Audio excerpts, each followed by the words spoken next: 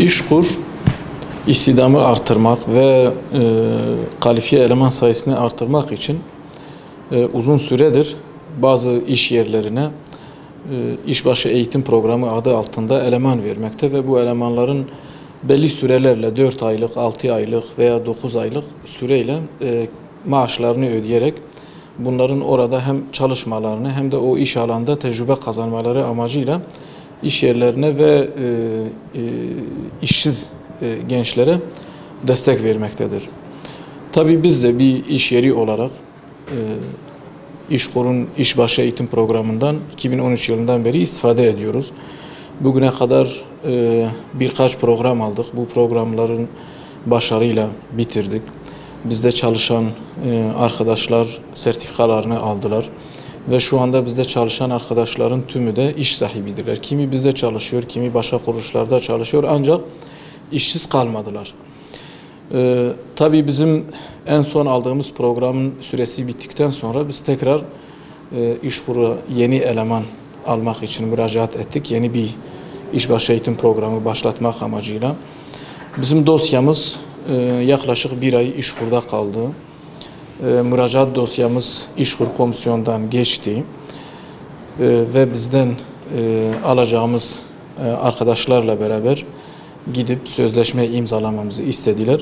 Ancak biz bu sözleşmeyi yapmaya gittiğimizde yeni gelen bir yazıyla başvurumuzun iptal edildiğini bize bildirdiler.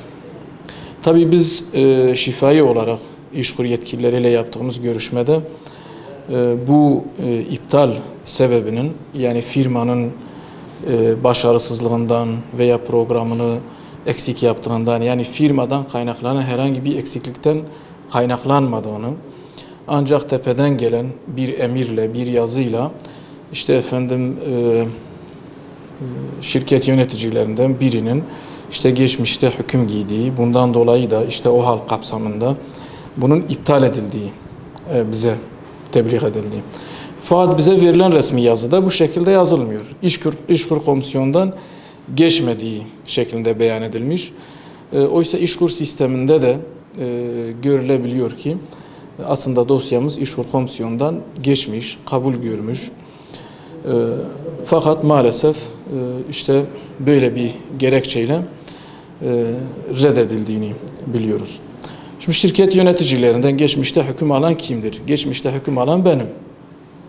Ben 2001 yılında gözaltına alındım. Gözaltına almam gerekçem işte Hizbullah Cemiyeti adına camide ders verdiğim, Kur'an dersi verdiğim ve Kur'an dersi aldığım şeklinde dosya numaram 2001'e 267 isteyenler bakabilirler. Maalesef bunun üzerinden 15 yıldan fazla bir süre geçmesine rağmen ve o dönemde de biz yine FETÖ gibi, BÇG gibi, işte 28 Şubat gibi karanlık yapıların eliyle mağdur edildik. Bugün de bakıyoruz yani sözde bu tür yapılarla mücadele ediliyor.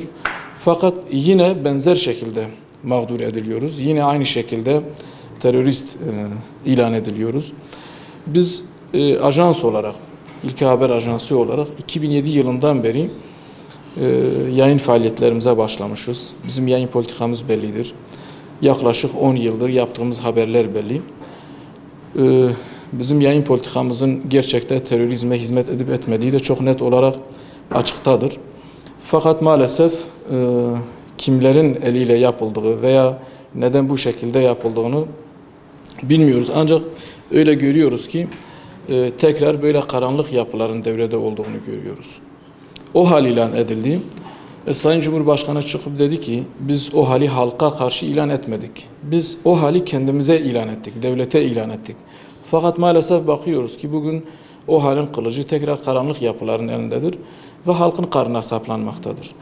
Yani darbe gecesi olsun veya bu tür karanlık yapılara karşı olsun, PKK'nın mahallelerde kazmış olduğu çukurlar olsun, FETÖ'nün darbe girişimine karşı olsun, ilk andan itibaren biz yayın çizgimizi net olarak ortaya koyduk, tavrımızı net olarak ortaya koyduk, buna karşı durduk. Ama maalesef bakıyoruz ki sanki darbeye karşı duranlar bir şekilde cezalandırmak isteniyor. Yani o hal darbecilere karşı ilan edildi. Ancak bugün o hal ile darbeye karşı duranlar cezalandırılmak isteniyor. Tabii biz yani işimizi yaparken illa İşkur'dan bu şekilde bir program alacağız diye kurmadık. Yani böyle bir iş üzerinden de işimizi yürütmüyoruz. Öyle bir beklenti içerisinde de değiliz. Ancak hukuken veya yasal olarak bütün firmalara vergisini dürüst bir şekilde ödeyen bütün iş yerlerine böyle bir hak tanındığında elbette bu herkese verilen bir haksa bizim için de bir hak olmalıdır ve biz de bu haktan istifade etmek istiyoruz. Fakat özellikle bu şekilde terörist ilan edilerek, rencide edilerek bu şekilde reddedilmek bunu kabul edebileceğimiz bir durum değildir. Biz bunu kabul etmiyoruz. Biz bu konuda Diyarbakır'ın yerel yetkililerinin de inisiyatifiyle olduğunu, biraz da yerel yetkililerin keyfi muamelesinden kaynaklandığını düşünüyoruz. Çünkü şifaen de elde ettiğimiz bilgilere, yaptığımız görüşmelerde böyle bir kanaate varıyoruz. Biz bu konuda hukuki olarak da hakkımızın takipçisi olacağız. Şirket avukatlarımızla görüştük. Bu konuyla gerekli mercilere itirazda bulunacağız. Eğer itirazımız kabul görmezse idare mahkemesine müracaat edeceğiz ve bunun takipçisi olacağız. Ancak buradan başta Sayın Cumhurbaşkanımız olmak üzere yetkililerden isteğimiz şudur. Eğer o hal ilan edilmişse, o halin ilan ediliş amacı neyse lütfen ona göre hareket edilsin. Burada darbeye karşı duran, onuruyla, izzetiyle, kanıyla, canıyla bu darbeye karşı duran, bu işgale karşı duranların onuruyla oynamasınlar. Şeyden önce biz Müslümanız. Biz Allah'a karşı olan kulluk görevimizi yerine getirmekle yükümlüyüz. Müslüman bir toplumun içinde büyüdük. Müslüman ve dindar bir ailenin içinde büyüdük. Aynı zamanda İmam Hatip mezunuyum.